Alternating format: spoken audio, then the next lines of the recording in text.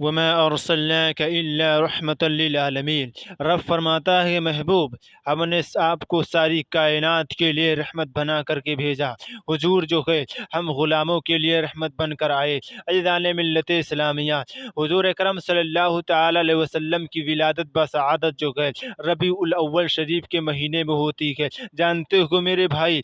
ربیع اول شریف کی 12 تاریخ ہے، دوشنبہ کا دن ہے، حضور دنیا میں تشریف لائے تو ہم غلاموں کے لیے رحمت بن کر آئے، ہم بے سہاروں کے لیے سہارا بن کے آئے۔ عزیزان ملت اسلامیہ، حضور اکرم صلی اللہ تعالی علیہ وسلم جب اس دنیا میں آئے گئے تو میں آپ کو بتاؤں اس وقت کا دور یہ تھا کہ لوگ اپنی بیٹیوں کو زندہ درغور کر دیا کرتے تھے، اپنی بیٹیوں کو زندہ مار دیا کرتے تھے۔ بچیوں نے چیخ کر کے کہا تھا اے پروردگار عالم، وہ کب آئے گا، وہ مسیحا کب آئے گا جس کی وجہ سے ہم کو قید سے آزادی ملے گی۔ عزیزان ملت اسلامیہ، حضور اکرم صلی اللہ تعالی علیہ وسلم صرف ہم غلاموں کے لیے رحمت بن کر نہیں آئے، اپنوں کے لیے رحمت بن کر آئے گے، دوسروں کے لیے بھی رحمت بن کر آئے گے، چاہے وہ انسان ہو چاہے وہ حیوان ہو، چرند پرند سب کے لیے اللہ کے نبی جو ہے وہ رحمت بن کر تشریف لائے۔ یہی نہیں میرے بھائی، عرب کی تاریخ آپ مطالعہ کیجئے تو آپ کو پتہ چلے گا کہ جانتے ہو میرے بھائی، جب صحابہ کرام کے بچے جو گئے پرندوں کے گھونسڑوں کو، ان کے گھروں کو ان کو بگاڑ دیا کرتے تھے تو پرندے بھی آ کر کے جو گئے نبی پاک کی بارگاہ میں شکایت کیا کرتے تھے اے اللہ کے نبی صلی اللہ تعالی علیہ وسلم، آپ کی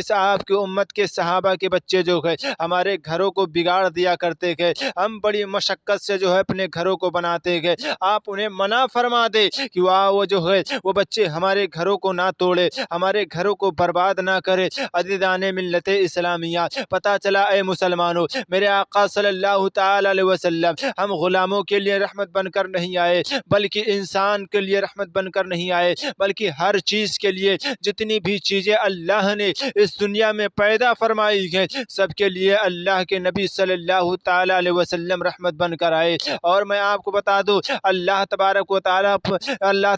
تعالی فرماتا ہے اے محبوب، اگر میں آپ کو پیدا کرنا مقصود نہ سمجھتا، آپ کو پیدا کرنا مقصود نہ ہوتا تو میں دنیا کو وجود میں نہ لاتا، یعنی میں دنیا کو پیدا نہ کرتا۔ عزیزان ملت اسلامیہ، حضور اکرم صلی اللہ تعالی علیہ وسلم جب اس دنیا میں تشریف لائے گئے تو جانتے ہو میرے بھائی، بے سہاروں کو سہارا ملا گئے، غلاموں کو آقا ملا گئے۔ اور میں آپ کو بتا دوں ہماری بچیوں کو، ہماری بیٹیوں کو جو ہے انہیں نئی زندگی ملی ہے۔ بچیاں چیخ رہی تھی، عرب کی زمین پر یاد کر رہی تھی اے پروردگار عالم، کیا تو نے ہمیں اسی دن کے لیے پیدا فرمایا کہ لوگ آ کر کے ہم پر ظلم و ستم کرتے رہے، ایک دوسرے کا نہ حق خون بہاتے رہے۔ یہ سب چیزیں جو ہے جانتے ہوئے میرے جب بھائی، جب رب کی بارگاہ میں دعا کیا تھا تو رب قدیر نے فرمایا گھبراؤ نہیں، بلکہ میں اپنے محبوب کو بھیجنے والا ہوں جو تم کو جو ہے گناہوں سے پاک کر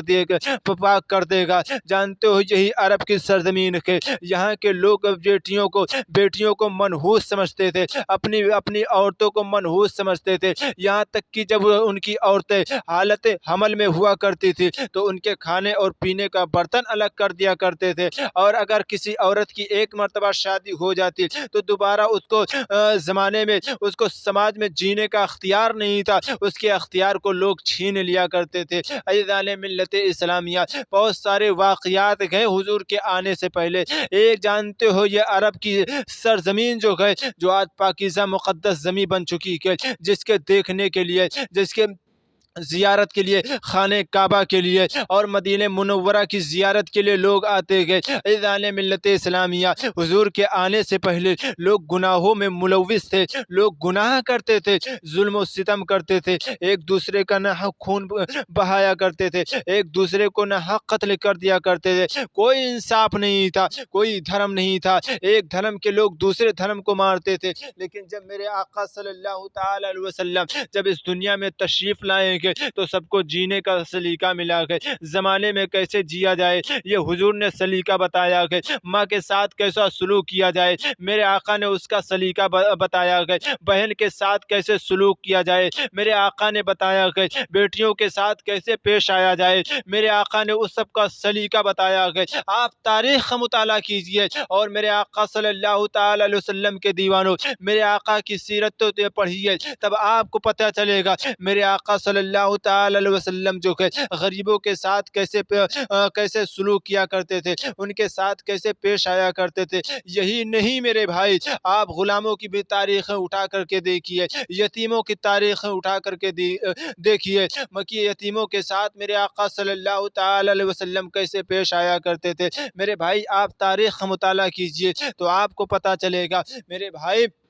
اللہ تبارک و تعالیٰ نے اپنے محبوب صلی اللہ تعالی علیہ وسلم کو ساری کائنات کے لیے رحمت بنا کر کے بھیجا۔ خود اللہ تبارک و تعالیٰ قرآن مقدس میں اعلان فرماتا ہے وَمَا أَرْسَلْنَاكَ إِلَّا رَحْمَةً لِّلْعَالَمِينَ، اے محبوب ہم نے آپ کو نہیں بھیجا مگر یہ کہ ساری کائنات کے لیے رحمت بنا کر کے بھیجا، یعنی میرے آقا صلی اللہ تعالی علیہ وسلم جو ہے ساری کائنات کے لیے رحمت ہے۔ جس چیز کے لیے اللہ رب العزت رب ہے اور اس چیز کے لیے میرے آقا صلی اللہ تعالی علیہ وسلم رحمت بنا کر کے بھیجے گئے۔ اور میں آپ کو بتاؤں آج لوگ کہتے کہ میرے آقا کو کوئی اختیار نہیں ہے، میرے آقا کو کوئی پاور نہیں ہے۔ میرے بھائی یہ جو قیامت کا منظر رچایا گیا ہے، جنت و دوزخ بنایا گیا ہے، پرصراط کو سجایا گیا ہے، یہ سب مقام مصطفیٰ کے لیے سجایا گیا ہے تاکہ لوگ وہاں دیکھیں کہ میرے محبوب کا مقام و مرتبہ کیا ہے، ورنہ تو رب کو معلوم کہ رب جانتا ہے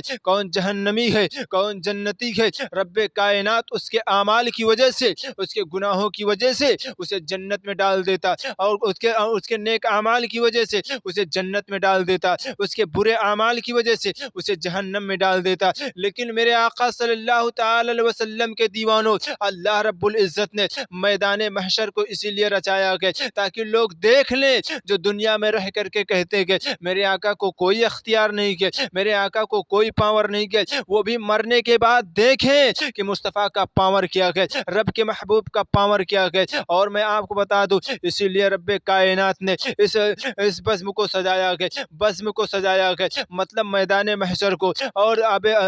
اب زمزم جانتے ہو کوثر تو جانتے ہو میرے بھائی جو ہے رب کائنات نے اسی لیے جو ہے قیامت کو رچایا گیا، پرصراط کو رچایا گیا۔ ان سب چیزوں کے رچانے کا مقصد صرف ایک ہے، رب چاہتا ہے کہ